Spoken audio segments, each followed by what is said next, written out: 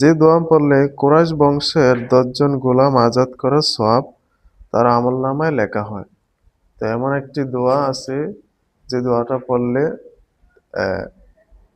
১০ জন গোলাম আজাদ করার সওয়াব তার আমলনামায় লেখা হয়। তাহলে আসুন সেই দোয়াটা সম্পর্কে আজকে আমরা জানবো।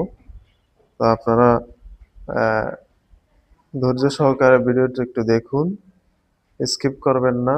আর অবশ্যই নতুন হয়ে থাকলে আমাদের চ্যানেলটি সাবস্ক্রাইব করে এবং আমাদের পাশেই থাকবেন এবং অবশ্যই আপনি কোন ধরনের ভিডিও চান সেটাও কমেন্ট করতে পারেন চাইলে। তো আমরা সরাসরি হাদিস থেকে জানবো। হযরত আবু আইয়ুব আল আনসারী রাদিয়াল্লাহু তাআলা আনহু থেকে বর্ণিত যে তিনি বললেন, প্রিয় নবী সাল্লাল্লাহু আলাইহি ওয়াসাল্লাম বলছেন, যে ব্যক্তি নিম্নলিখিত দোয়াটি ১০ বার পাঠ করবে সে হযরত ইসমাঈল আলাইহিস সালামের বংশের অর্থাৎ কুরাইশ বংশের ১০ জন গোলাম আজাদ করা সমপরিমাণ সওয়াব পাবেন। সুবহানাল্লাহ।